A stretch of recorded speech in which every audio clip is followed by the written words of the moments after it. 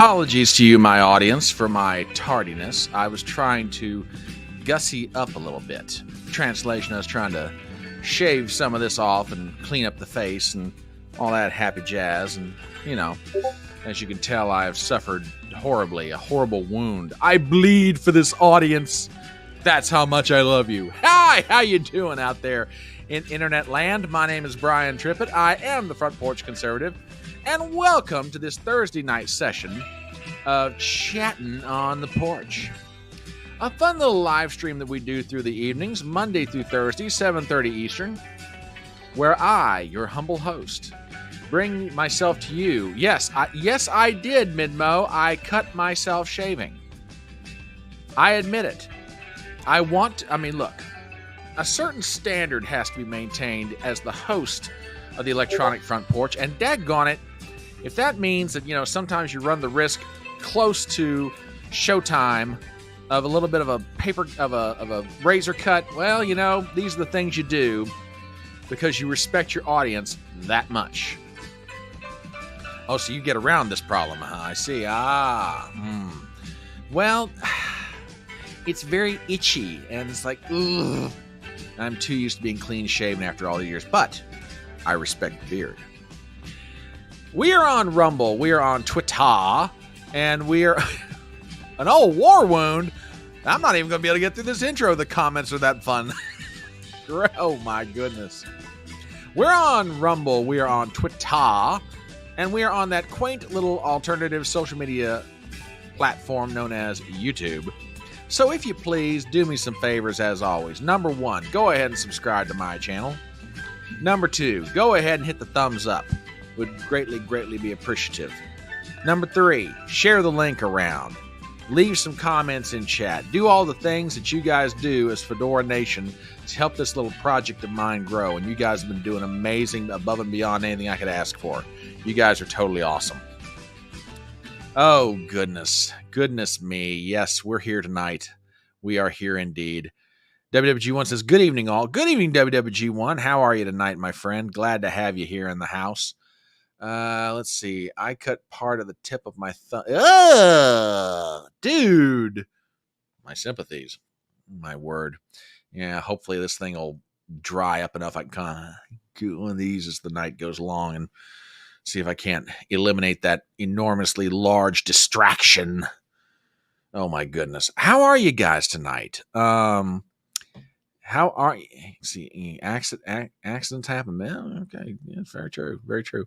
Good evening, Miss Brenda. Glad you are here with us from the warm northern woods, 75 degrees. Ooh, sounds positively delightful. Breaking info, you say? Well, there you go. Take a look at that. WWG1 on Rumble says, you aren't supposed to use garden shears to shave with. I will have you know, good sir, that I used a respectable razor that's only rusted in 4 places as opposed to most of the blade. I don't think I'm running any red issues of possible tetanus. Lockjaw or some such things like that. But I think I'm doing quite well. And if I only have one cut to deal with, then I think that's pretty good, having done this in the amount of time I did before I came on the air. So there you go. Oh, goodness. Yes. Oh, there is breaking news about this. And Gypsy, I saw this a little earlier. We've got something lined up for that. But good evening to all you folks out there in internet land. It's so good to have you guys here with us tonight. And as Gypsy alludes to, we come on the air with now wait a sec. Now we're just going down the rabbit hole. Was it a gay razor instead of a straight razor? Robert's here all week, folks. Try the veal. Now it was a regular razor. No, it was not a straight razor. And no, I do not agree with the classification, sir, that makes it a gay razor. So there you go. Yeah, just let me tell you the truth. My audience, I love you guys.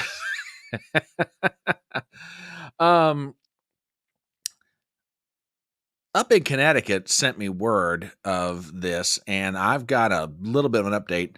Breaking: International Longshoremen's Association and the United States Maritime Alliance have reached a tentative agreement on wages to return to work on Friday. Wages go by 62%. Oh my goodness. Now I've got a headline here from CNN, and let me just refresh this real fast just to see if there are any updates, so we can get some details on this and some stories. So give me 1 second here. Not so much, but okay, we're going to go with what we've got. Well, hang on. Let me check out what Gypsy sent me. Give me 1 second here, folks. Okay.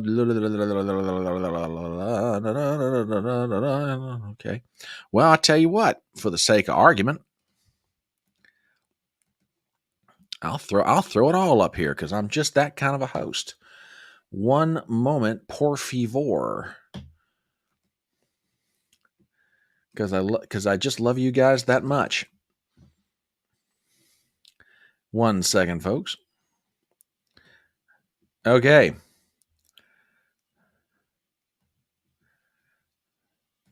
All right. There we go. Okay, let me set this up. And good evening, Miss Jessica. There you go. Yeah, well, let's see. Well, and this may have been a factor too. We shall see.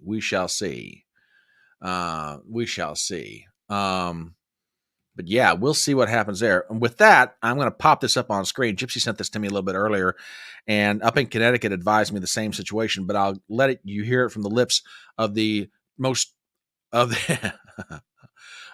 trusted conservative news source out there, Fox News. Anyway, from the lips of Brett Baer himself. Check it out. Breaking tonight, we're getting reports. Oh, bugger all. Hang on. Union workers have reached an agreement to suspend their strike until January, telling our Alexis Adams on the dock there that the strike is over. One of the delegates saying that the ILA union notified all workers that an agreement has been reached and that port workers must report back to work tomorrow. We're being told that a final deal will have to be struck by January 15th, giving a lot of time here. Otherwise, the proposal for a 62% wage increase goes off the table, but it seems like for the interim that this standoff with ships off the coasts of these ports will come to an end. Okay, so that is Fox News' reporting of this. Let me go back to the one that I had a little bit earlier. And this is from CNN. Striking port workers to return to work Friday as negotiators reach an agreement on wages. Article by Vanessa Yurkovich and Chris Isidore. We have the following. New York City. Striking members of the International Longshoremen's Association will be back to work at the ports on Friday, the union announced Thursday evening, as the union and the management groups representing shipping lines, terminal operators, and port authorities have reached a tentative agreement on wages. The agreement amounts to a $4 per hour raise for each year of the 6-year contract, a source with knowledge of the negotiations told CNN. The union agreed to extend the contract it had with the United States Maritime Alliance, the management group known as USMX, which represents shipping lines, terminal operators, and port authorities. That deal, which had expired at the end of Monday, will now be extended until January 15th and will have the union members back on the jobs while the final details are worked out on a full agreement and is ratified by the rank and file. The 50,000 members of the union working at ports from Maine to Texas have been on strike since early Tuesday, halting the flow of the majority of containerized imports into the United States, along with many of the exports, disrupting the sale of American businesses overseas. The tentative deal would still need to be ratified by the rank and file ILA members before it would take effect. But with the ships stuck at sea, unable to come into U.S. ports to unload and load goods, the union have agreed to have workers return to work on Friday. Still, should the members vote against the deal, the strike might start once again, and such a rejection of a tentative labor deal is not unheard of. Just last month, the International Association of Machinists and jet maker Boeing reached a tentative deal with that union members recommended to their 33,000 members, accepted, and even described it as the best deal that could ever been negotiated with the company. But the union members voted unanimously to reject it and have remained on strike since September 13th. So there you go. Gypsy, you bring up a very good question, which I'm starting to wonder. It is after the presidential election, and it makes me wonder if the union isn't waiting for something. Or let me put it to you this way. This makes me wonder if the union is not hoping for somebody else to win this election such that they feel like, hey, we can sit down and talk with this person. I'm just saying. It's worth some thought. Okay, so yes, that is at least some good news. Thank God. I mean, they struck, let's see, the strike officially took effect on Tuesday, Wednesday, Thursday, so 3 days. Assuming the membership ratifies this, they're back to work on Friday. That's some good news. Very good news indeed. All right. Oh, WWG1 sent me something here. Let's see what we got. TBA's in the house. Good evening, TBA. Glad to have you here with us. I'm late for a very important date. Greetings, Fedora Nation. Well, greetings to you, TBA. We are glad you're here. He also says longshoreman strike can cripple our nation and a lot of others inside 3 weeks. You know, it's funny you say that. Just as I was, taking life and limb in my hands by risking a razor against my face just before I come on the air. Yes, I suffered a shaving cut in the name of trying to look good for you, my audience, for those of you who have arrived late. I was listening to Lionel, and by the way, if you're not listening to Lionel, I highly recommend him to you. Very smart, very, very old school, very funny, but he brought up a very valid point. The union negotiator, Daggett, in one sense, for all the cussing that everybody's giving him right now, kind of did the American people a favor. In this respect, Daggett pointed out something that everybody's known for a while, but no one realized its implication. Most everything we're using in the United States, we're importing in. And if one little sneeze interrupts that chain of supply, oh, you got ripple effects throughout the economy. Now, it looks like we may have dodged a bullet. Now, I'm not going to say there's not going to be any effect out of the 3 days these guys were off, but we dodged a bullet in a really big way because the consequences to all this could have been really bad. If this is not a big wake-up call to the Congress and the White House, regardless of who's in, okay, let's just lay that aside for a second. I'm not trying to necessarily make this a partisan issue as I am a policy issue. If this isn't a wake-up call about how much we need to manufacture inside our own country and figure out ways how to move it around by truck, by rail, by whatever, okay? If this isn't the wake-up call, then I don't know what you got to do. God forbid this strike would have gone on for 2 or 3 weeks. Then at that point, everybody would have realized, oh, yeah, we really need to know what we need to do. So, so there you go. Well, thank you for your gracious understanding, Jessica. I genuinely appreciate that, dear. But I'll when next you see me, I'll do my best to have the beauty mark removed such that you see my face in its total shaven totality. So there you go. But thank you for your consideration. Oh, goodness. Oh, WWG1, I renounced that comment over on Rumble. I'm not even reading that, sir. Funny, but I'm not reading it. It's very untoward, sir. Very untoward. Shame on you. Oh, my goodness. All right. Let's get down to business. Well, some business anyway. There goes Brian sucking up to the ladies. Wait. No, hang on a minute. TBA. You call it sucking up to the ladies. I call it good-natured flirting. Now, seriously. Now, what is wrong with your host engaging these lovely members of our audience in a very respectful but fun sort of way? I ask you, sir. My word. I mean, it's the end of the day. Have a little fun. I'm going to. So there you go. All right, down to business.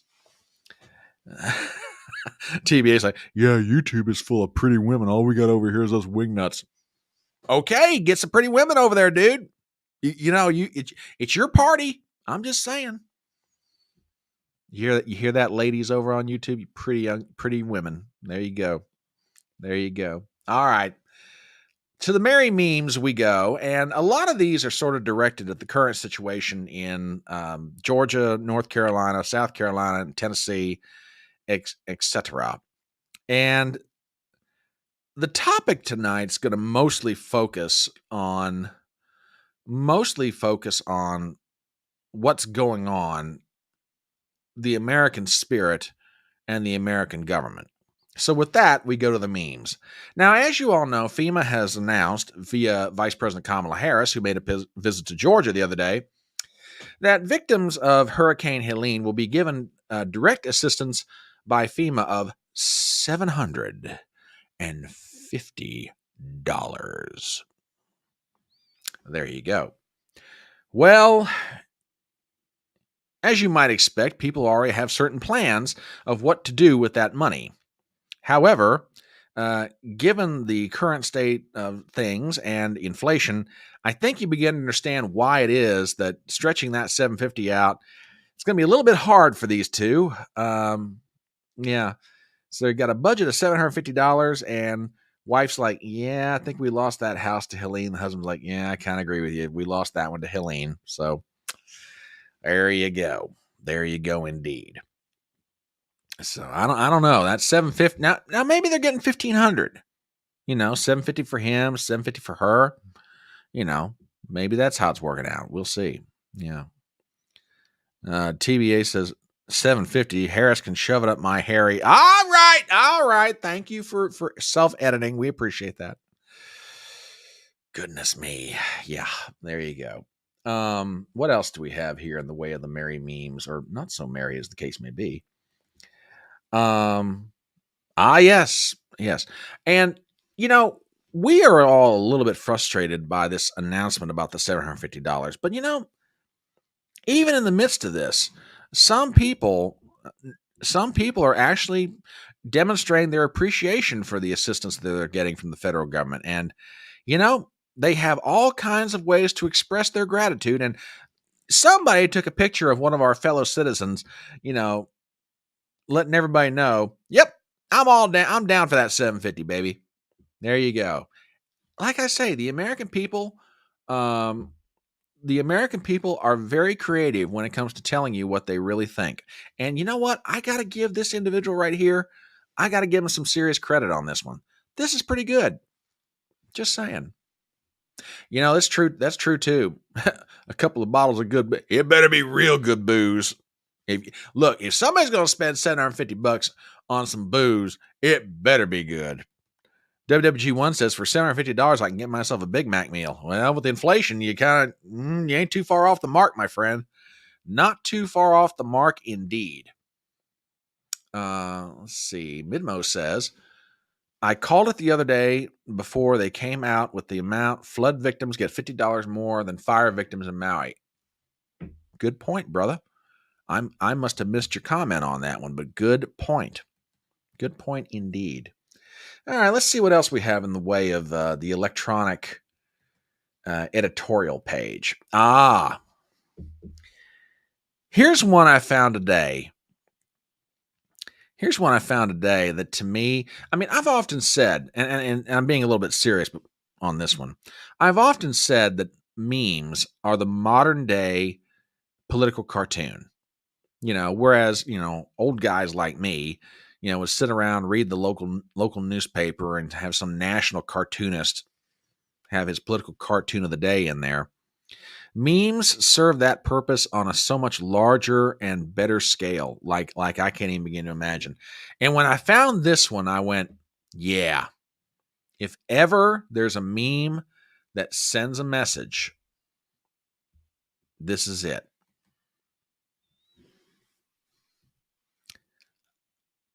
I'm just going to let that speak for itself. I just let it speak for itself. Yeah, no, absolutely, Jess. Memes are one of the most important methods of communication in the 21st century. TBA over on Rumble's got you back on this one. He says memes are the modern day 1776 pamphlet, and that's a good point. That's a good point. And by the way, check out Ruben's editorial today. This one was really good. Check it out. Oh yeah, this one speaks volumes. It speaks a ton. Yeah, it is. It is sad. It is. That's a really good point. The cartoonist could have found a way to, if he found a way to do that, yeah, that really would have made it good. Now, I show you that one, and that's the last official meme of the evening. Because that meme kind of gets into a discussion that is probably going to take up most of the evening tonight. It's kind of amazing, on a side note, how sometimes as a host or somebody that live streams, you don't think you're going to have the time to put together a really good show. And then all of a sudden, certain stories or comments or memes come across your way, and you find stuff and you're like, yeah, I can put that together. And the more I kept putting things together, the more I kept realizing there is an amazing story that's coming out of the aftermath of Hurricane Helene. And it's a story that consists of several parts. One of them is, again, a demonstration of the remarkable, amazing spirit of the American people. I've got some stuff here to show you here in just a second, and maybe some of it you've seen, and if you have, I apologize in advance. It's not that I'm trying to be repetitive, but if I find something I think is interesting, I'm like, let's take this to the audience. Let's see what they think about it. And one aspect of this story is just the incredible can-do attitude of the American people, that in the face of tragedy, whatever it may be, good, Helene or Katrina or 9/11 or whatever disaster befalls us as a people, the American people find a way to not only pick themselves up, but they look up and they see a helping hand coming from a brother or a sister. I will never forget, and there may be some people watching this live stream right now that remember this very thing. And I think back on this story often.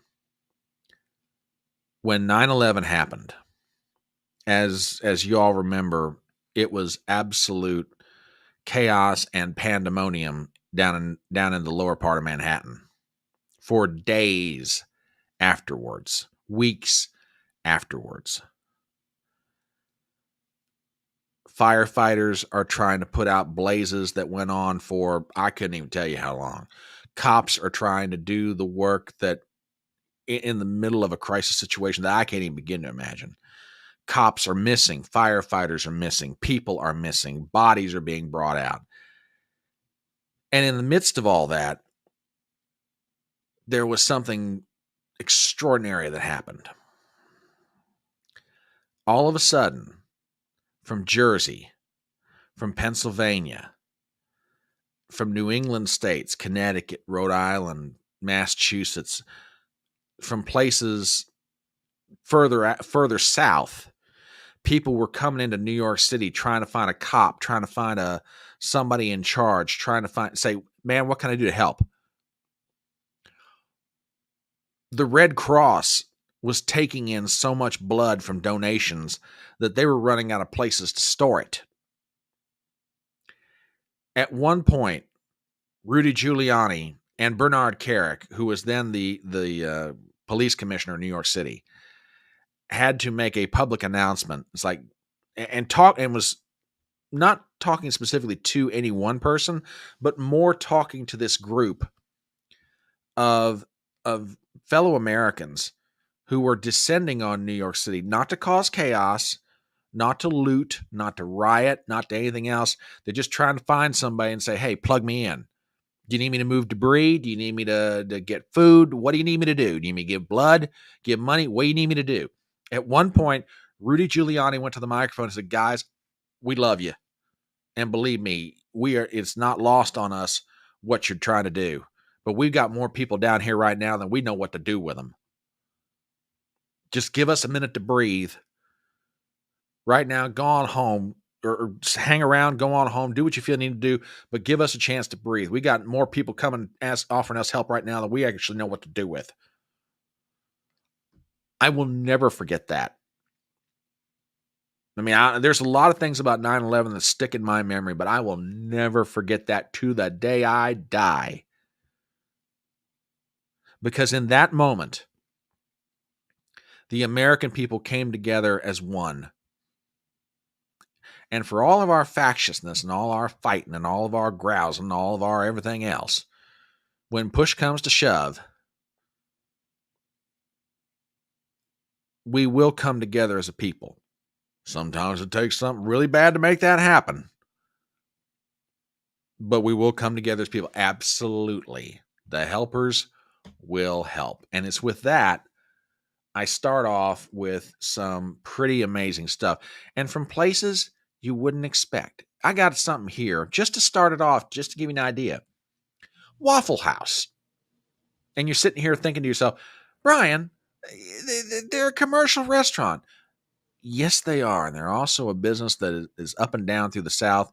And they're announcing to anybody who'll listen to us like, hey man, our operations team is dedicated to restoring some sense of normalcy in communities hit hardest by Helene. Here's an updated unit status map for addresses. Visit this spot. And they're just trying to tell people, hey, if you need something to eat, if you need just someplace to go, here's this location. It's maybe operating on, in some capacity, but if you can find it, here you go. They're reaching out. They're saying, hey, Georgia, the Carolinas, Tennessee, here's what we can do to help in our own way. If you need a place to go just to get a bite to eat, if that helps you out right now, go here. Another story, the legendary Cajun Navy is helping out. And I've got a tweet here from the Cajun Navy. Please share, and this is from a few days ago. Please share. We have trucks and aircraft in the area bringing in supplies. Our first point of distribution is Excel College, and it gives an address of Black Mountain, North Carolina. People and organizations reaching out to people who are hurting and saying, hey, man, we're coming. We're trying to help. We're coming. Give us a second to pull it together. We'll get our people in there. And by the way, for anybody who wants some further information about the Cajun Navy or maybe wants to donate or whatever, I'm going to drop their link to their website on Rumble and on YouTube. And I'm not, how you all choose to help or want to help, or even if you do, or even if you don't, I don't judge. I'm just saying for your all, if you want to take a look at this, here it is. Just putting it out there. But the Cajun Navy's getting involved in this thing. Waffle House is doing a thing. Then you've got stories like this. Check this one out.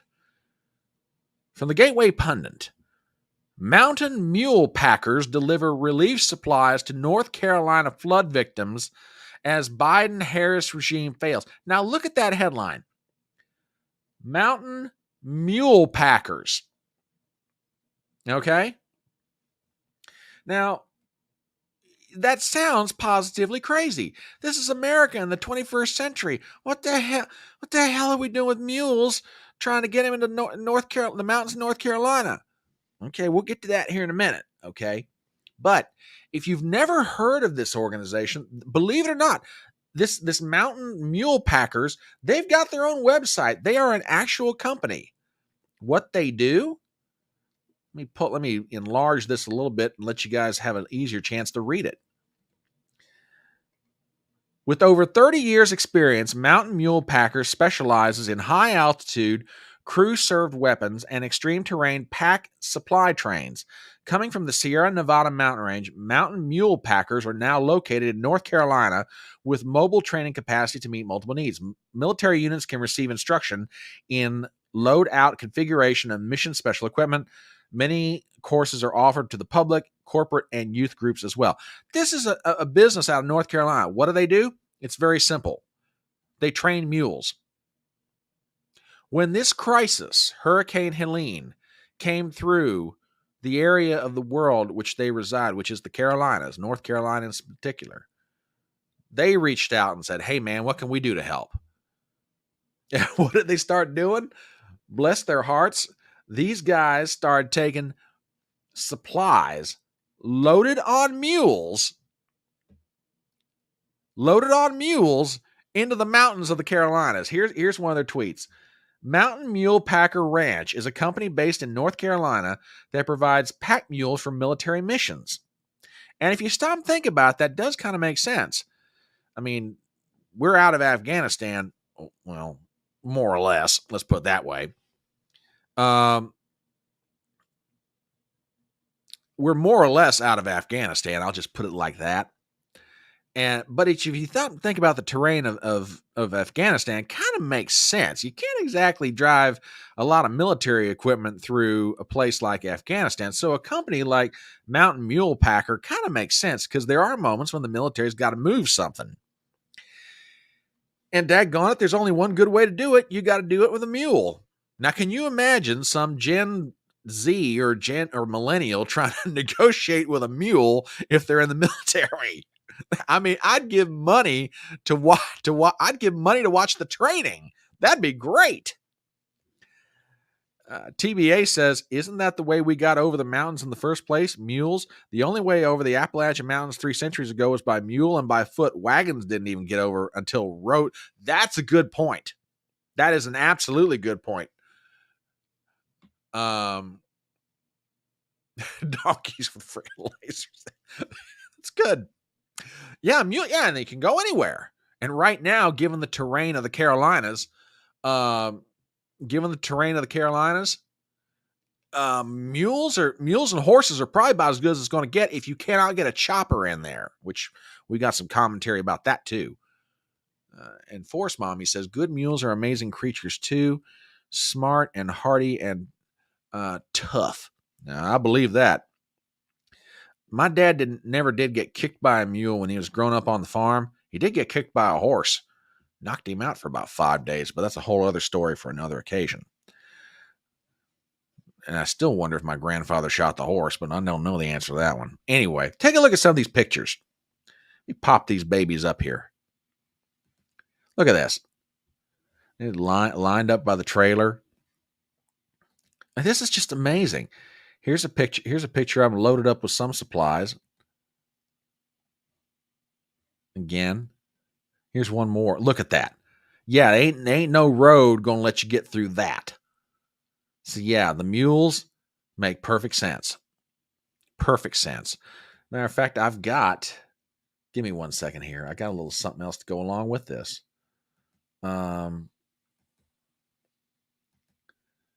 Let's see. There's a website. There's the pictures.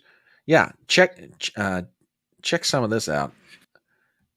I got some tweets here with some video to it.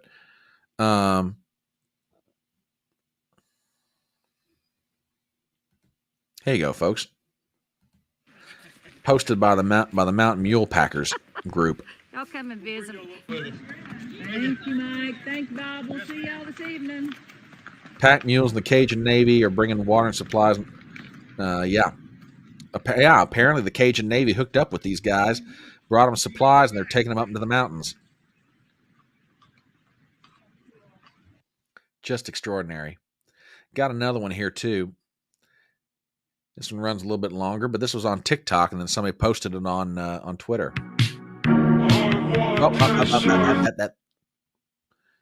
Hey, YouTube, don't freak out. Look at that. Look at that string of mules back through there. It's got to be 1, 2, 3, 4.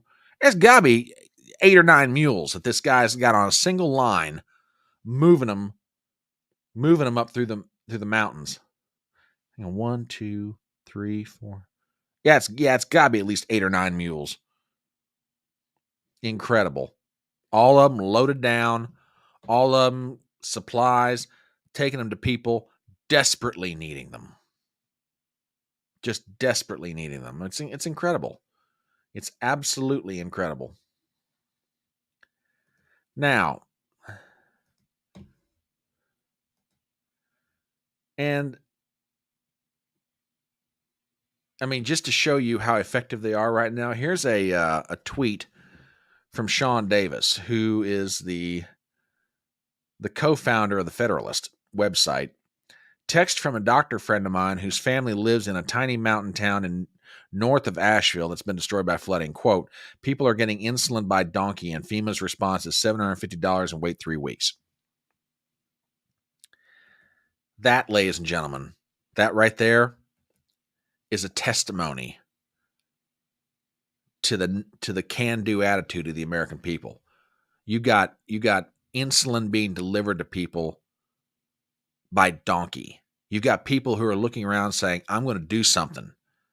These are my fellow citizens. These are my fellow Americans. I'm going to do something. You've got chopper pilots taking time out of their own schedules, paying for their own refueling, running multiple flights in and out of the mountains. You've got restaurants and businesses stepping up. You've got Samaritan's Purse, which if Samaritan's Purse weren't involved in the middle of this, I'd be shocked.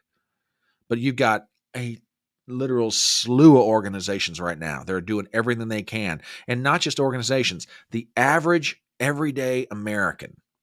And I say average and everyday, but it's not really a proper thing to say. The elites in Washington, D.C. or other places around the country might say the average American. No, there's no such thing as an average American. Americans in a crisis can rise and do extraordinary things. So no, these are not average Americans. Not in the slightest.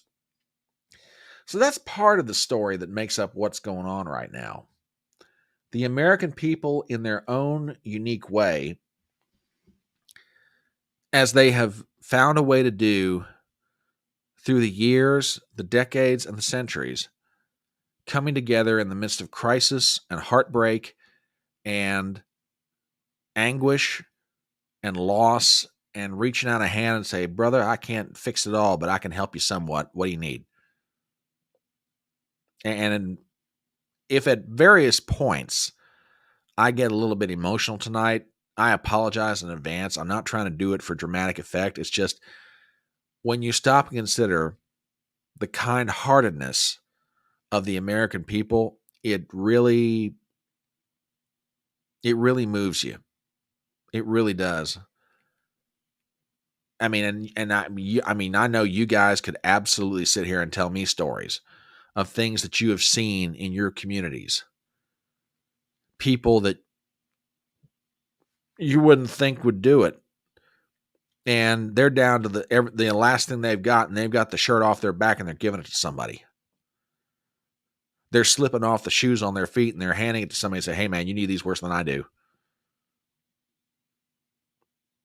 People in your communities, in my community, rising up and doing extraordinary and amazing things for no other reason than the compassion in their hearts. Now, that's the good part of this story. If there is a good thing that can be said after a hurricane blows through 6 different states. The bad thing that's happening right now is the people that you might expect ought to be doing something in a comprehensive, organized, and methodical way because they're supposed to have the expertise, the foresight, the technology, the money, and the everything else. That group of people right now are rather underwhelming. And that's not my opinion, by the way. Check out this headline from the New York Post. Hurricane Helene victims in North Carolina are fending for themselves as a response from Biden-Harris FEMA underwhelms. Article by Chris Nessie, we have the following.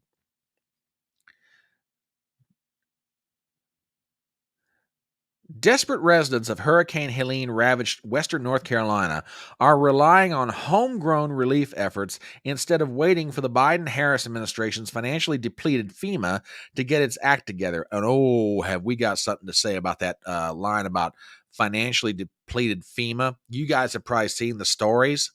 TBA says underwhelms. They're totally absent. Oh, brother, we where FEMA's concerned, we got a lot to say about that this evening. Trust me. And I might not even be able to touch on it all. But anyway, back to the story. Not content to hold out hope for help from some fear may never arrive in time, a handful of grassroots rescue operations have sprung up to render assistance by air, land, and even on four legs. Look at this picture.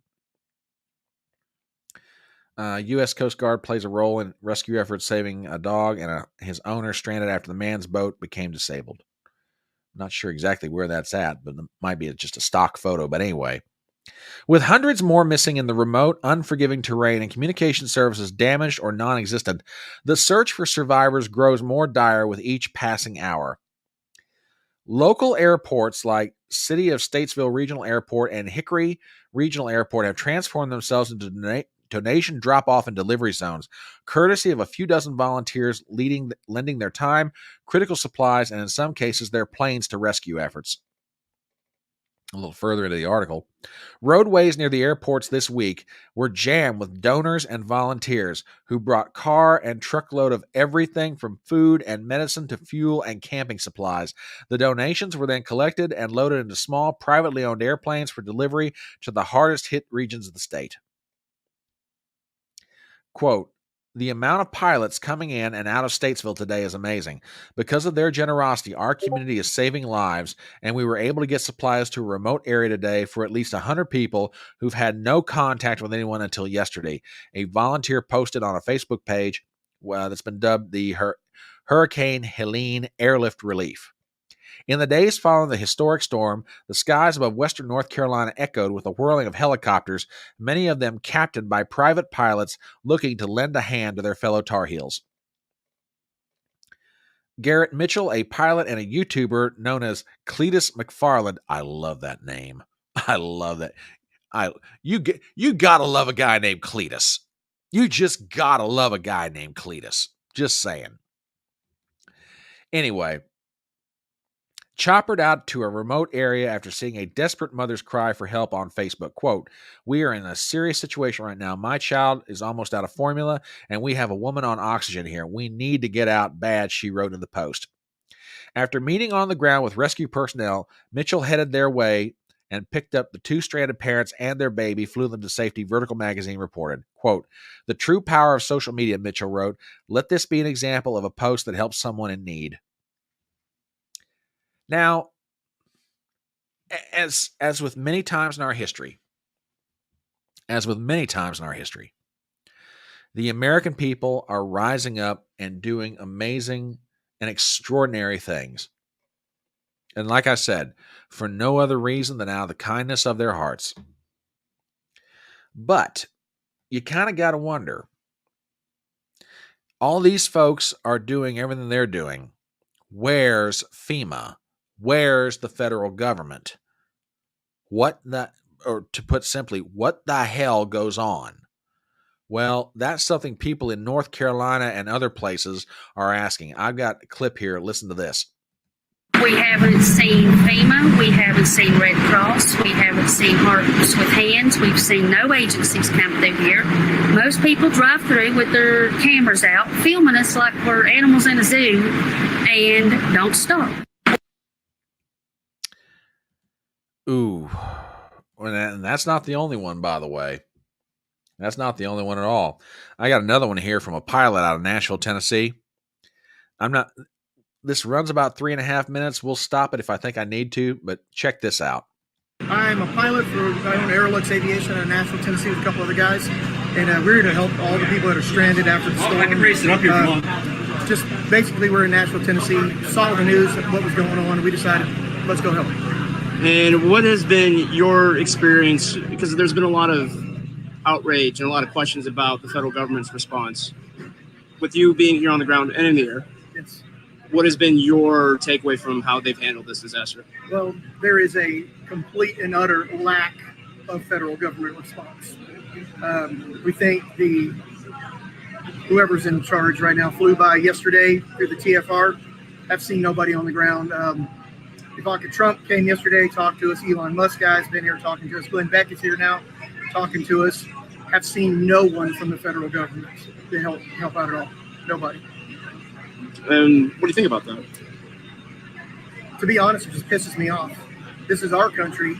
We should be being taken care of priority one instead of all the other countries. It enrages everybody here.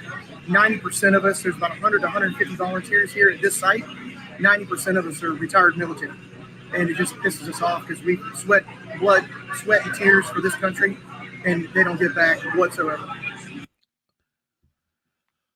Okay. Nothing. They're getting no help from FEMA. They're getting no help from the feds. TBA over on Rumble says the government is deliberately not helping. They want the death and destruction. That's the only conclusion you can arrive at. TBA, normally I'm in the occasion to give people benefit of the doubt. But this is going to be one of those rare moments. Brother, you're not wrong. And I can't come to any other conclusion either.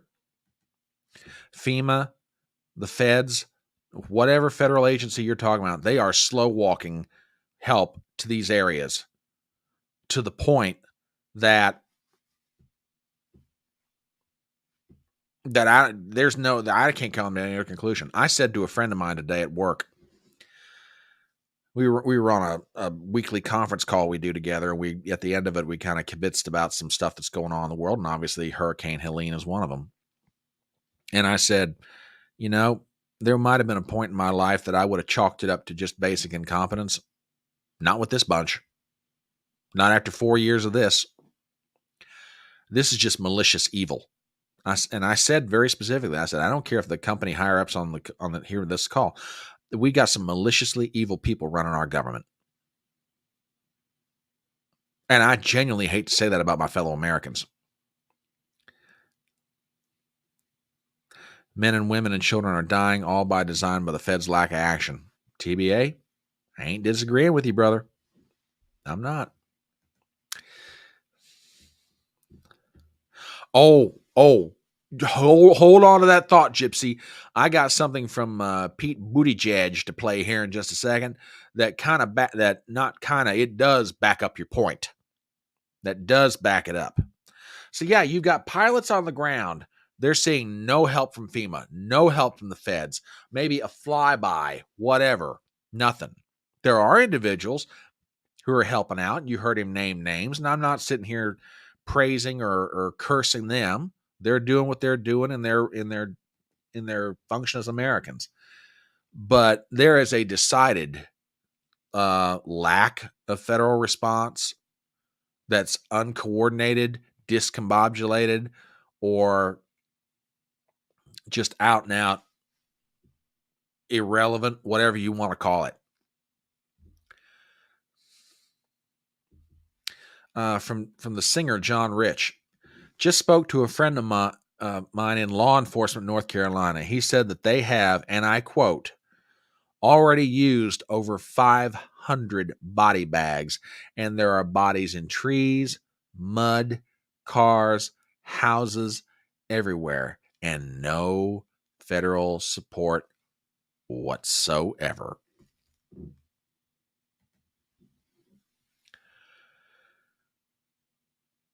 Oh, he's some right winger. He's some conservative. You can't believe him. Hey, he's just quoting a buddy of his who works at law enforcement down there. That's all he's doing. I mean, right now, the feds are like, you don't know what's going on. No, we just happen to actually be telling you the truth, and you just don't like hearing it. Good evening, ma'am. Yeah, the feds don't like the fact that people are actually trying to tell their stories. For all of the frustration and aggravation and cussing that we give social media, myself included, by the way. Right now, social media, I think, is one of the most powerful tools in this struggle, post Hurricane Helene, in this struggle to save people's lives. I mean, you saw that story from the New York Post. 3 people were saved because somebody posted on Facebook saying, for the love of God, can someone help us? I got a woman here on oxygen. I got a baby. We're trapped. We can't get out. This guy sees it, hops in a chopper on his own, flies in, gets these 3 people and saves their lives. And it's not an exaggeration to say he saved their lives. He did. Oh, yes, ma'am, we did. We did hear that. Top of the show. But thank you. Absolutely. We talked about it. Thank you, ma'am. Yes, it is a bit of good news. Let's see how it turns out. But yeah, I mean, social media right now is literally saving lives down there in the Carolinas and Tennessee and Georgia. There are good people doing their damnedest in the face of opposition from our own government. Yes, I'll say it again. Opposition from our own federal government. In the face of that, they're doing their best to save lives, and they're doing an amazing thing and amazing things, and will continue to do them.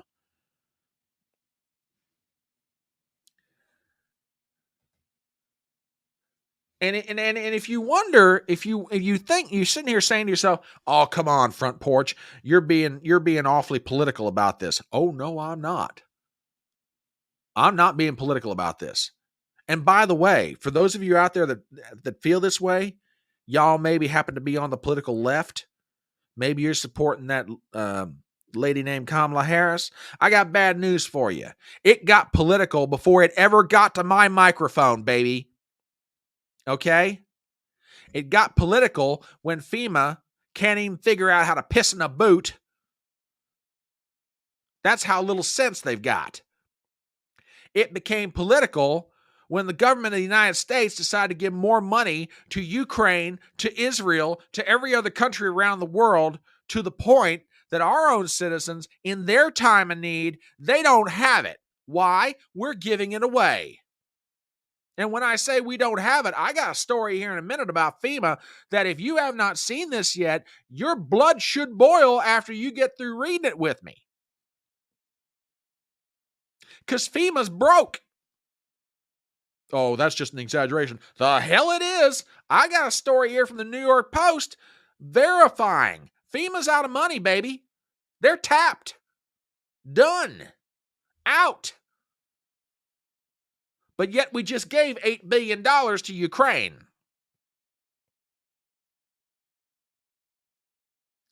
So yeah, you'll forgive me if I sound a little political. Like I said, it got political before it ever left my lips and got on this microphone and got out over the internet. Political decisions were made that are now impacting the lives of citizens of this country, and in some cases leading to their deaths. Fortunately, the American people, by and large, have more common sense than does their current federal government. They're not waiting around for the feds to do something about it. By God, they act like Americans, and they go take care of their shit. But they shouldn't have to. Sorry, I'm getting up on my soapbox. But I said a moment ago, in the face of opposition from our own government. You don't believe me? I got a perfect example of it. Here is Joe Reck, the vice president for My Patriot Supply, being interviewed by Jack Posobiec on his show on Real America's Voice. Folks, if you want to hear something make your blood boil, check this out. Apparently, we now need permission from FEMA to help out. Listen to this. Well, I mean, Joe, that's actually kind of ties up with something that I've been reporting earlier, that Pete Buttigieg, through the FAA, issued a NOTAMs saying that drones aren't even allowed to fly over these areas where you've got people, again, in isolated areas where they don't have access to communications. This is the hill country. They don't have access to roads in many of these cases. And so they're just trying to get information out, number one, that they're alive, and number two, that they need assistance. And they won't let civilian drones, civilian aircraft assist. They're talking about helicopters, some of the civilian pilots being threatened with arrest. And now just walk me through that again. I know we were talking about it during the break. You're saying that some of your partners, is this the actual trucks that they're saying the trucks need a special permission to be able to, we're not talking about blocked roads. The roads are open, but you're saying they're still not allowed to go even though it's just humanitarian assistance? Yeah, that's some of the reports that I received through some of my contacts who are trying to provide assistance. We're trying to get some long-term emergency water to the people in North Carolina, and they're being told that they need special requirements from FEMA in order to enter these certain areas. And so we're trying to find the workarounds for that. But those are some of the reports that I've been getting in, and we're trying to find different ways in which we can get this product to those who desperately need it. But yes, we are being blocked in some places that are just simply blocking us from providing that assistance. Who in the infernal regions of hell is the FEMA director right now? Because that ought to get somebody's ass fired. I'm sorry. No, look, I apologize in advance. I'm going to get fired up. Okay? If that's not your cup of tea, you probably ought to leave the live stream right now, because I'm telling you right now, I'm pissed. And I'm probably not going to hold back much. The FEMA director needs their ass fired.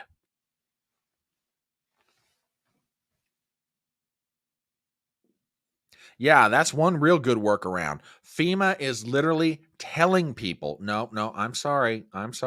You don't have a special slip. We can't let you onto this road to go take humanitarian assistance to your fellow. You haven't filled out form XYZ-321 /B paragraph C parentheses X. If you don't have that proper form filled out, well, then I'm sorry.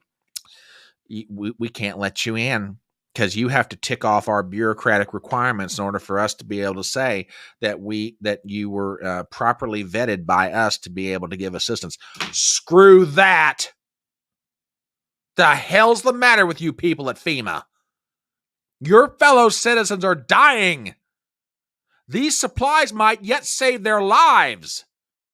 And you have the unmitigated gall to stand there with your clipboard and your pencil and your name tag and dither with us about permission slips? The hell do you think you are?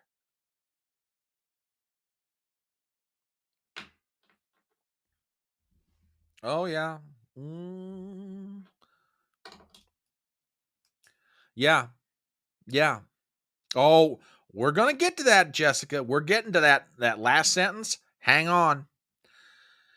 That just means you go right on past them, and if they're using law enforcement, they shouldn't stop you. There you go. Oh, yeah, it is Major League BS. It is serious Bravo Sierra. Serious Bravo Sierra. And the irony of it is, these same people from FEMA were probably assisting down at the southern border. If I had to guess,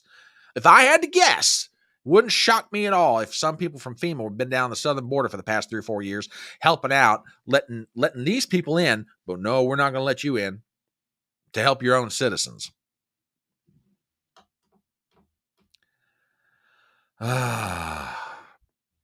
FEMA is also confiscating anything being brought in by the victim, says TBA over on Rumble.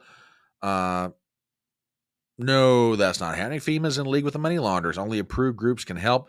Those assholes need to be horsewhipped. I am not condoning violence. I am not saying they should be horsewhipped. But if somebody happens to get the butt kicked, well, I didn't see it. Just saying. Oh, goodness me. Man, y'all are throwing some links at me here, and y'all are in good form tonight. Let me tell you, TBA. I saw that hand out there in the congregation. Praise the Lord. Hang on, son. Let me see what you've thrown at me here. And I got a lot of. Maybe I can put this thing up, or Oh yeah, we're going. Yeah, hang on, TBA. This was just up next on my list. Oh, now what? Are you serious with this?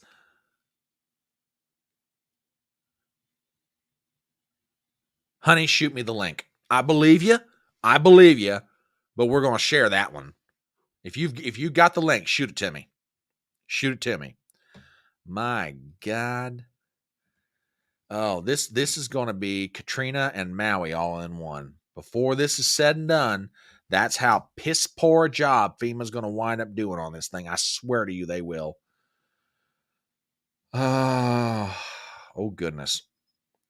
You know, I'm taking this one straight to the front, TBA. I got one more here from the Shadow of Ezra. Sorry about this, folks, but when somebody shoots me something, or they tell me they shoot me something, I want to take a look at it because.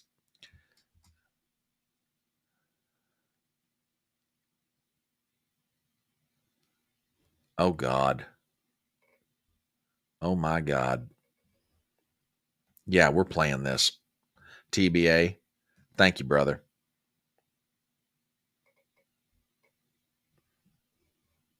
Yeah, we're going to play this.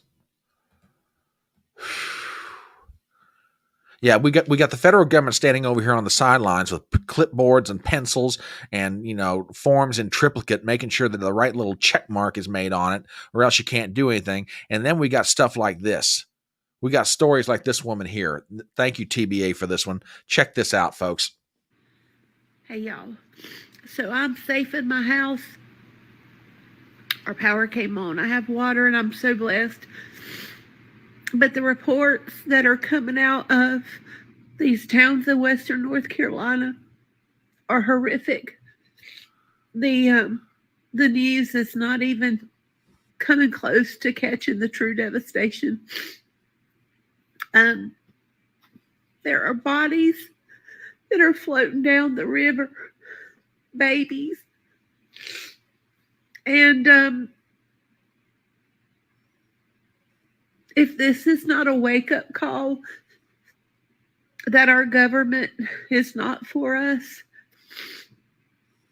then I don't know what is. They're everyday citizens who are taking it upon themselves to go and deliver items and things to these people.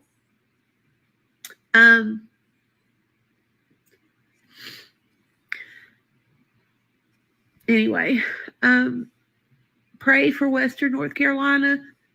Don't believe everything that you're hearing on the news, because they're not. One of my friends in Canada had heard that there were like 200 people missing and maybe 40 dead. Y'all, so much more than that.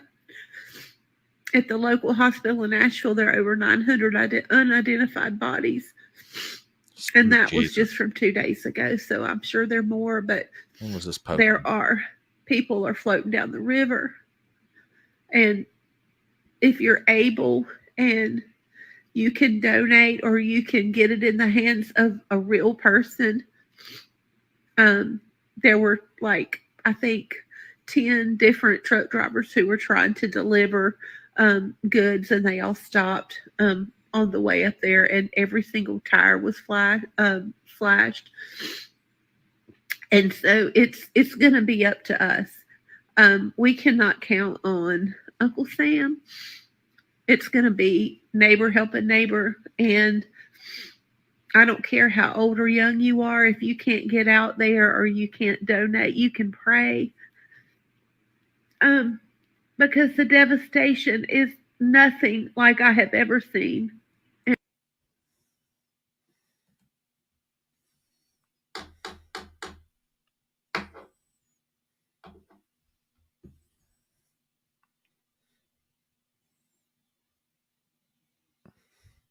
I'm trying to figure out what to say next, folks. I'm sorry. I'm there's nothing wrong with my microphone. I'm just, my God. TBA, thank you for that one, brother. Here's something else for you. This is, I'm going to drop the volume on this, but this is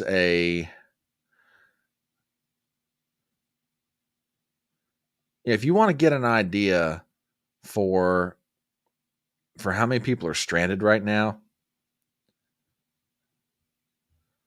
I want to play something real quick. It runs about a minute, but every red dot you're about to see represents a road closed. This is the terrain in North Carolina. Now, keep in mind, these red dots represent road closures. Just take a look. Look at those mountains. It's no wonder they're using pack mules. This is in and around Chimney Rock, North Carolina. Look at that. Roads that are just gone, inaccessible. You cannot get to them.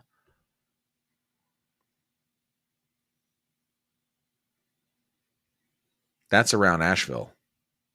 Biltmore, Chapel Hills to the north, Fletcher, Hendersonville.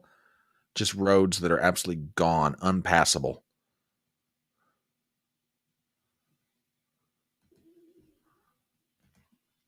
And our federal government standing around worrying about tick marks on forms and making sure you have the proper FEMA clearance. Screw that. My God. Now, it was mentioned a minute ago about Buttigieg. Let me show you something. One last thing from TBA. Federal Transportation Secretary Pete Buttigieg has shut down aid flights in western North Carolina. We've got an update on this, by the way. A NOTAM has been issued by the FAA that won't allow anyone not approved by the state to fly aid missions. They said they would give permission, but they're not being cooperative at all. At least 6 M pilots from Virginia are being prevented from getting their aid shipments into Asheville Regional Airport. Now, if you think that this Dr. Ben Braddock is full of crap right now, oh no, I'll do you one better than that. Wait a minute. Is that his O face? Just saying. But if you want to hear it for yourself, from the lips of Pete Buttigieg, our beloved Secretary of Transportation. Our goal is to make sure that funding is no obstacle to very quickly getting people the relief that they need and deserve. There's also some safety issues that come up. For example, temporary flight restrictions to make sure that the airspace is clear for any flights or drone activity that might be involved in helping to allow those emergency responders to do their job. Our goal. Did you catch that? He's admitting they are restricting flights and airspace. One of my childhood friends lives in Asheville with her husband and young children. Fortunately, they were okay. Didn't lose their house. They still have no running water or power. And she just had a baby a few days ago. Oh, my God. They're planning to evacuate to Charleston for a couple of weeks.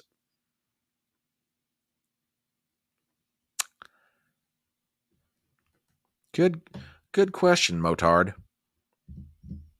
My question is, the people of Western North Carolina, and Gypsy brought this up earlier this week, are they even going to be able to vote? I don't know.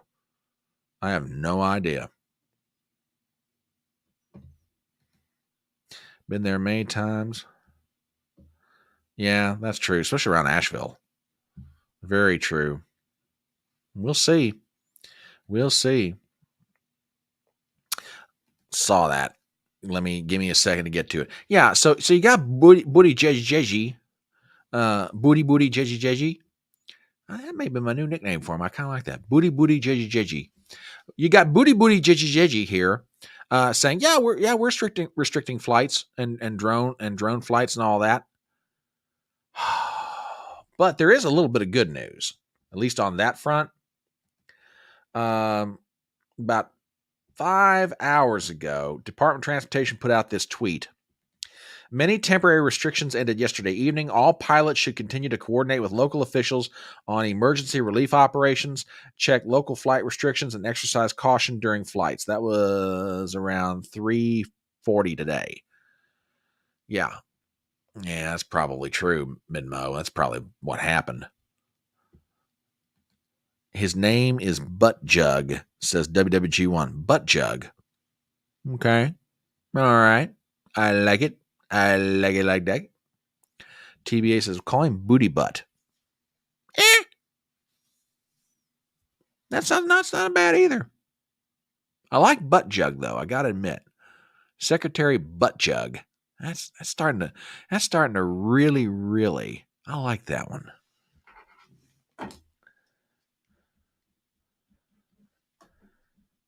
That's good. Thanks, WWG1. Appreciate it. In spite of our own government, that's one of the other stories that's come out of all this. In spite of our own government. And it's not, and by the way, it's not just confined to the feds. Now check this out from the office of Governor Roy Cooper of North Carolina. President Biden approves Governor Cooper's request for active duty military personnel and equipment for Western North Carolina. Also deployed are more than 1,000 North Carolina National Guard rescue and relief missions. And this is a press release from, was this yesterday? Yeah, yesterday. In the press release, Dateline Raleigh, today President Biden approved Governor Cooper's request for active duty military personnel and equipment to support ongoing rescue, relief, and recovery operations in Western North Carolina. The governor previously requested Department of Defense aviation resources, which were approved to surge personnel and equipment to Western North Carolina communities as state, federal, and local partners work together to effectively use all resources. The active duty military personnel are in addition to more than 1,000 North Carolina National Guard soldiers currently deployed who are surging food, water, and supplies, conducting search and rescue operations. The North Carolina National Guard has already performed more than 1,400 rescues and delivered more than 70,000 pounds in supplies. Quote, we are bolstering our massive relief and rescue effort in communities impacted by Hurricane Helene, and I am grateful for President Biden's approval of our request, said Governor Roy Cooper. The North Carolina National Guard is already on the ground working for federal, state, nonprofit, local emergency responders around the clock to save lives, deliver critical supplies, and restore communications and utilities. Okay, that's all great. That is absolutely fantastic. Except there might be one little problem. Again, from Sean Davis of the Federalist. Now keep in mind, I will say this. This was as of 9:45 this morning. Okay. So Cooper's got permission from Biden to be able to use 1,000 members of the United States military.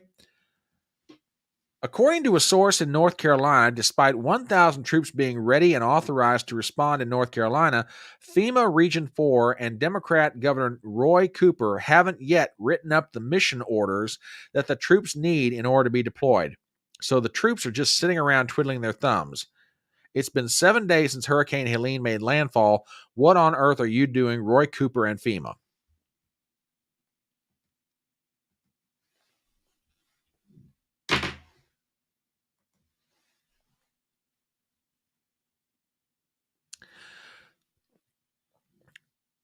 One hand says you can use 1,000 troops and personnel and equipment.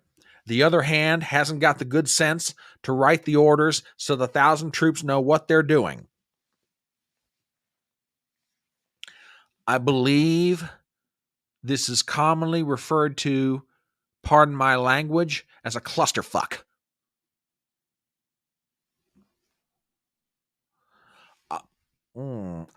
I've seen a bit and piece of it, and I may be saving this for Saturday morning for Front Porch Brunch. But yes, I have seen it.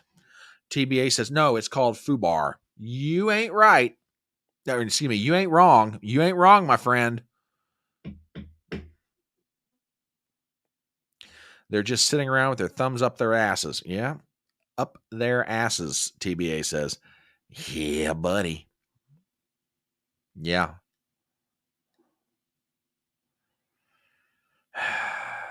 Yeah. I don't disagree with you, Gypsy. Don't disagree with you, TBA.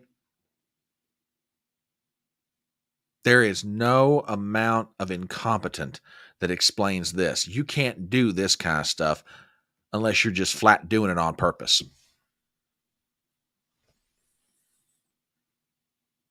I'm sorry. The hell with giving them benefit of the doubt anymore. Screw it. This is just out and out maliciousness. I mean, really? People didn't realize that a hurricane was bearing down on the coast of Florida? Y'all didn't see this coming? Y'all saw it coming. You knew it was coming. And doing nothing. It's private citizens on their own that's doing more than the federal government right now.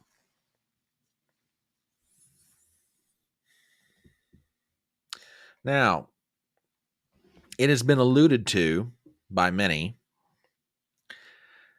that FEMA can't do a whole lot right now, and there's sort of a reason for that. And if your head's not ready to explode yet, this will probably do it, folks. So, as Glenn Beck might say, get your duct tape ready, because here it comes. From the New York Post, feds say there's no more money left to respond to hurricanes after FEMA spent $1.4 billion on migrants. Let me read that again for you. Feds say there's no more money left to respond to hurricanes after FEMA spent $1.4 billion on migrants. Article by Stephen Nelson. We've got the following. Homeland Security Secretary Alejandro Mayorkas, and let me tell you something. January 20 cannot come fast enough to get that son of a bitch out of office. Mayorkas set off outrage Wednesday when he told reporters that FEMA, quote, does not have the funds to see Americans through the rest of this Atlantic hurricane season after the agency spent $1.4 billion since the fall of 2022 to address the migrant crisis. And these are his exact words, folks. This is what he's quoted as saying. Catch this, quote, we are meeting the immediate needs with the money that we have, Mayorkas said during a press gaggle on Air Force One en route to tour damage from Hurricane Helene in South and North Carolina. We are expecting another hurricane hitting. We do not have the funds. FEMA does not have the funds to make it through the season and what is imminent. Critics pointed out that the Department of Homeland Security allocated $640.9 million this year in FEMA-administered funds to aid state and local governments coping with the influx of asylum seekers, though Mayorkas' office fired back late Thursday, insisting those funds could not be used for hurricane relief because Congress authorized them specifically for the migrant crisis. Really? And how hard do you think it would be for Congress to redirect that money where it frankly ought to be going? And if you're wondering where that is, to the benefit of the American citizenry. Alejandro? Oh, we can't spend it on hurricane relief. The Congress says it has to be used for the migrant crisis. Hey, Speaker Mike Johnson, you boys want to take a vote on that? Yes, sir, we will. All right, then. And then shove it right over to Chucky Baby over in the Senate and say, you going to vote that down? Hell no, I'll vote for it. I mean, New York City doesn't need it right now. Hell, Eric Adams going to jail. What's he needing a few billion for? He don't need it. He can't spend it anyway. He ain't mayor. He ain't going to be for much longer. Can't spend it because Congress didn't authorize it for that. Oh, come on. You guys in the executive branch have spent money on all kinds of crap in all kinds of places in all kinds of ways, and you damn sure didn't have congressional authority for it. So now you're giving me this crap? Really? Really? You're going to look at your fellow citizens in North and South Carolina, Georgia, Tennessee, and all of the rest of the South and try and convince them, well, due to accounting restrictions, we're not allowed to spend money down here because, you know, it was allocated for the migrants and we can't use it for anything else. Oh, come on. Give me a break. Fork-tongued, lying little bastard. Sorry.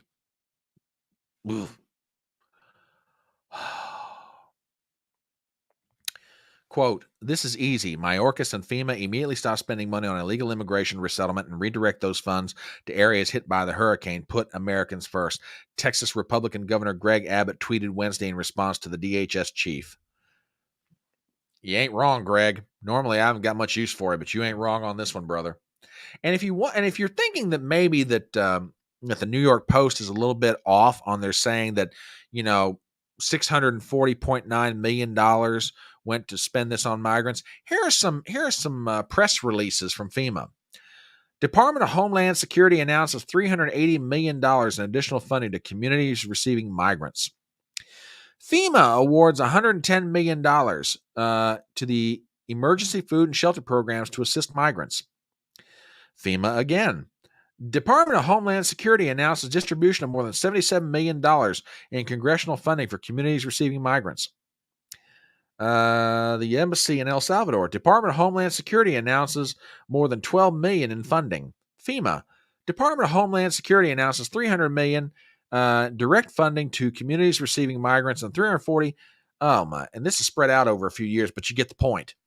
They have had no trouble whatsoever robbing the cookie jar for money for migrants.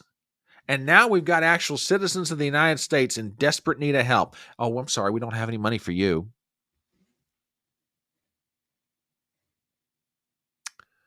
No money for you.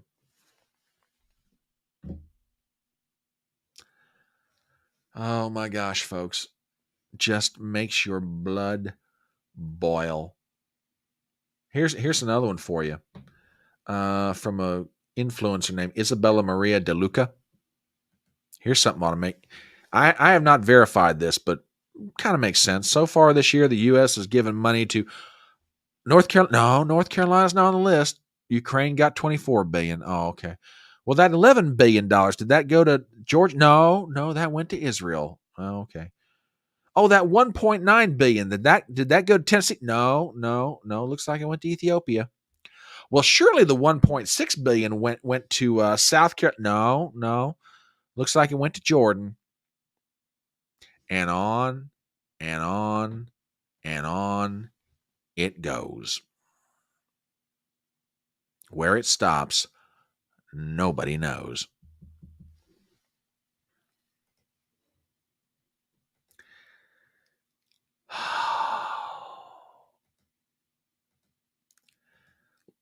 Gypsy sent me some stuff and also did up in Connecticut. Let me, like I say, I will always try to do my best.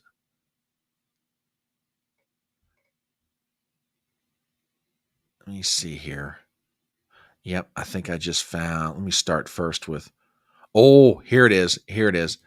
Yeah. So while the people of the South are suffering beyond ways that we cannot even begin to imagine, you've got stuff like this.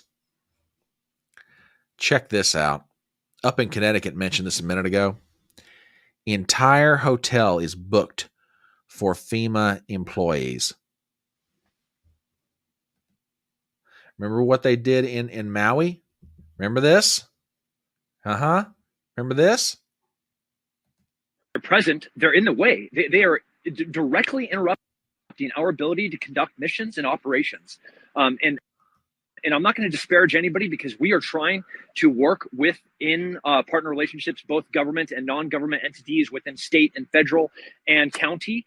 I went to put a couple of people into a hotel last night, and they have a security guard at the hotel. And they said, "Oh, we're so sorry. The entire hotel has been booked for federal employees." And I was like, no, I have people that would just pull it out of a mountain that are living out in the hills, and there's not a place for me to put them because we have federal employees that are staying in the hotel. I slept in this white car last night. I smell like foot and death right now, as does every single person on our team. Not a single one of us slept. We got done maybe at 3:00 the moment the sun was up and we could fly helicopters again. We were back in the air and we have not stopped. And I was like on the fence about trying to get on this program or not.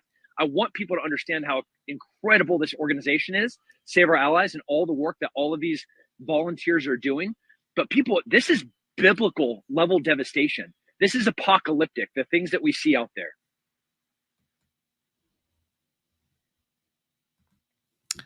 And yet our government apparently thinks they're too good to sleep in a car and let their fellow citizen who's been devastated and lost everything have at least one good night's sleep in a hotel.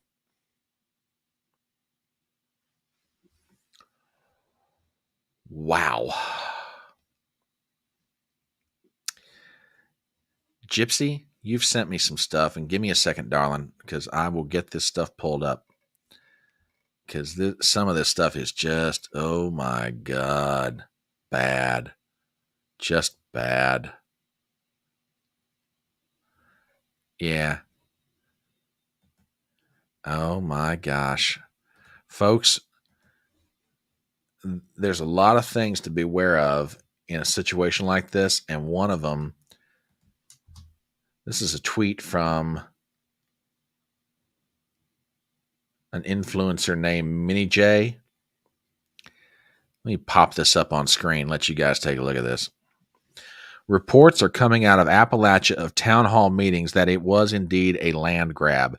People are being told they no longer own their homes and have to vacate immediately. No more help going in by civilian or you will be arrested. It is being suggested that a military go against, okay, this is her saying, I am not whatever. I'm just quoting her. It's being suggested military go against FEMA, which I agree with, but things are going to pop off. I sincerely hope people stranded are armed. A land grab, folks. These are people who've lost everything they have, and now they're being told, oh, I'm sorry, can't go back. Can't go back. Sorry, don't know what to do for you. Too bad, so sad. Yeah, here's something else. And I'll pop this one up here too.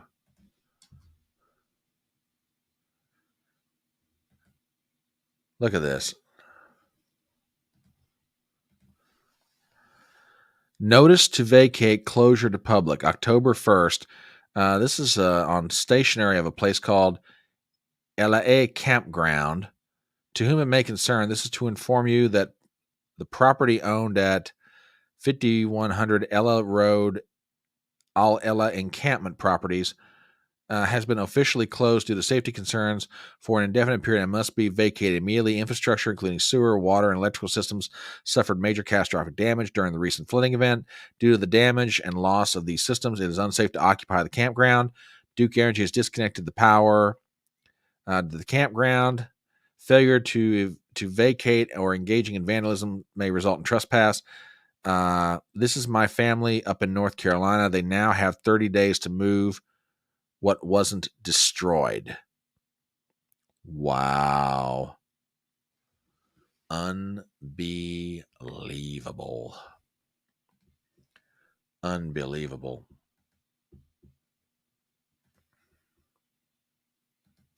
Let me make sure I got everything that everybody sent me here. Oh yeah, hang on. I got one more here. Again, folks, if you want an idea what this devastation looks like, or you want to at least put a face to it,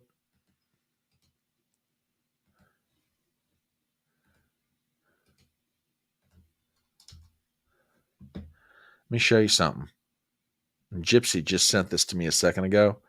Thank you. And by the way, for everybody who's contributed something tonight, be it on Rumble or on Twitter, God, thank you very much. Thank you so much. You want to see something that's going to blow your mind? You want to get an idea what's going on? This is out of North Carolina. Watch this.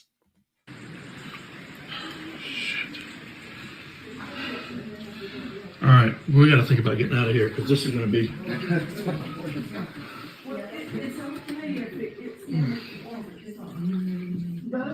James, you all right, bud?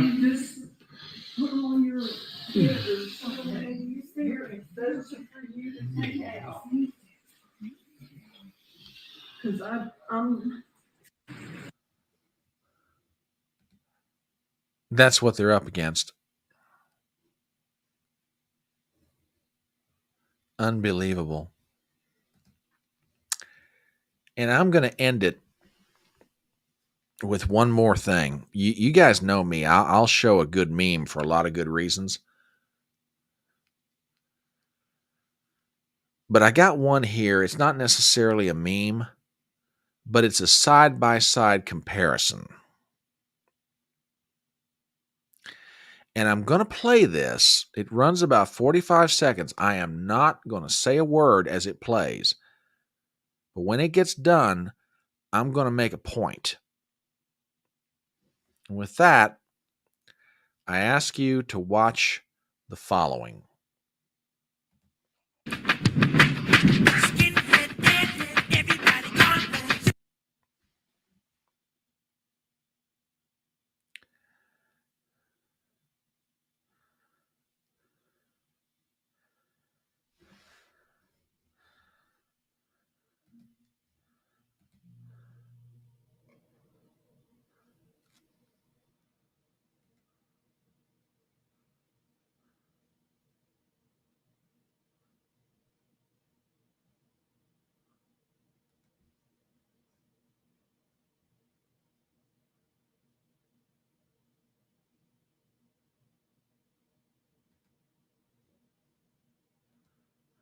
Now, I play that for a particular reason.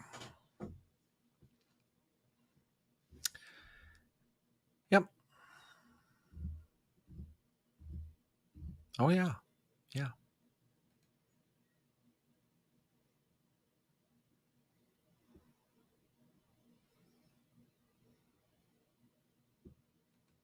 Yep.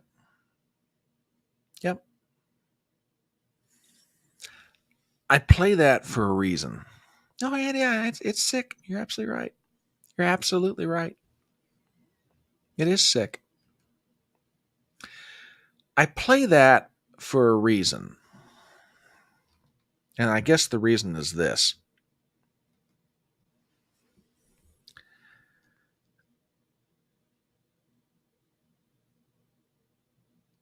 I said earlier that this thing turned political long before I ever started yelling into my microphone about this tonight.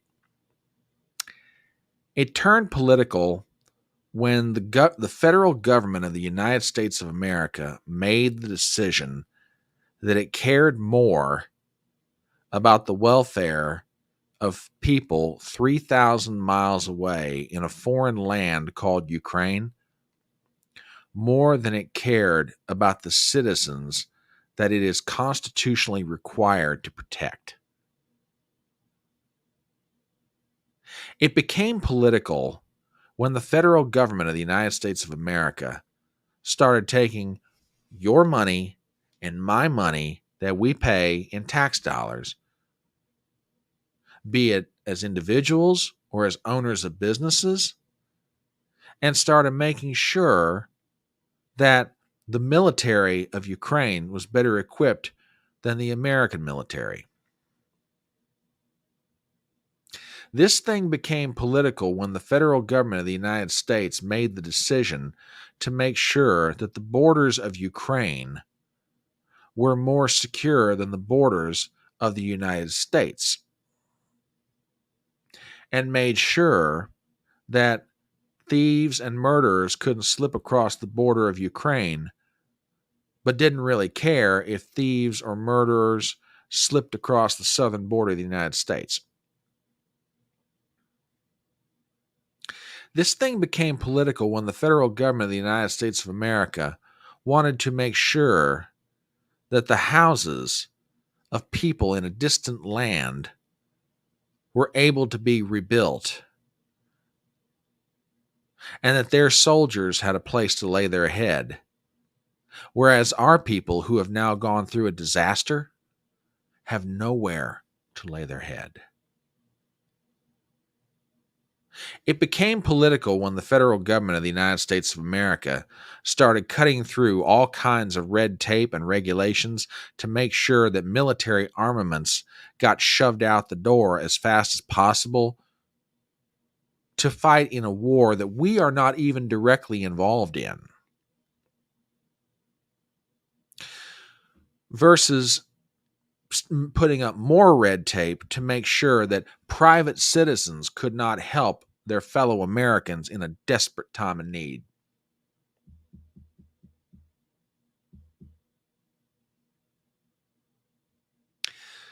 So I guess I'll just wrap it up with this. There's a lot that can be made about the upcoming election in about 32 days. Okay? And yes, those issues and angles are important. But if you boil it all down, this election, for me, comes down to one thing. Who is sovereign? The citizen of the United States or as government? In other words, who's supposed to rule here? Who's supposed to be taken care of first before anybody else? A lot of people give Donald Trump hell for that phrase, America first.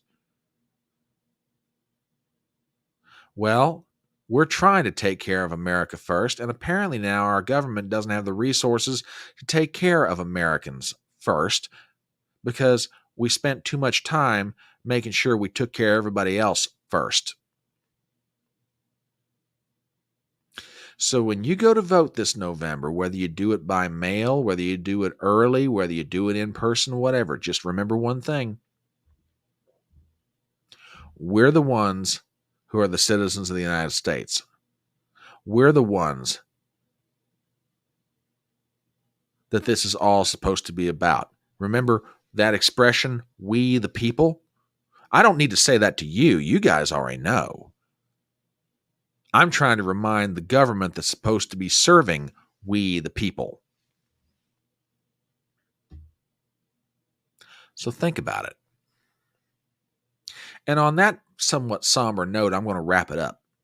Bring the train into the station, so to speak. I want to thank you guys for being here tonight. I guess the tone of this one was a little bit different, maybe than some, but some of this stuff, I guess I'm doing this to get it off my own chest. And hopefully I helped you get it off of yours. And, you know, the electronic front porch serves a lot of different functions and purposes. And one of them tonight is to share information, but I guess also for all of us to just kind of like clench our fists and cry out at the sky. At least for me anyway, in my own way of doing it. So with that, I'm going to be back Saturday morning, 10:30 a.m. Oh, by the way, show announcement. Couple of them, actually. We're going to have a guest next Tuesday night. My good buddy Mike Harlow is coming back on the channel for a visit. I haven't caught up with him in a spell. And that boy right now is like going like a mad fiend on his channel. And it's been forever since we've talked. And I thought, you know what? The spooky season's coming up. And, you know, as kind of a minor diversion, we'll probably wind up getting into a little politics because Mike can be just about as political as I can. But the spooky season's coming up. And if there's anybody who is an expert on horror movies that I know personally, Mike is probably one of the best. So we'll talk horror movies. We'll talk what's going on in his life. We'll talk a little politics. We'll talk about everything else. So plan on Mike being here 7:30 Tuesday night. And also next Wednesday night at 6 p.m. Eastern, I'm going to be over on Gen X Marks the Spot. Tracy and I are going to be doing a discussion of the Israel-Palestine conflict. So don't miss that. But in the meanwhile, I will be back this Saturday morning, 10:30 a.m. for Front Porch Brunch. And yeah, you guys are absolutely awesome. Thank you. Oh, and Leah, thank you, darling. And one of these for everybody out there, except you ugly old wingnuts over there on rump. No, I'm kidding. I love you too, but I ain't kissing you. Anyway, I love you guys. Thank you very much for putting up with my ranting for a little while. It's like I said, I think this was personally therapeutic. Love you guys. I will see you this weekend. And in the meanwhile, remember, love each other, pray for each other. If you have, and everybody can only do what they can do with what they've got. But remember our brothers and sisters down in North Carolina, South Carolina, Georgia, Tennessee, Florida. At a minimum, pray for them. And if you can, do what you can. A phone call never hurt if they're able to even receive a phone call or a text message or whatever it may be. But I leave that up to y'all's conscience and your situations. With that, I love you guys. Thanks a lot for being here. And remember, it's faster horses. See you Saturday morning at 10:30 a.m. Love you guys.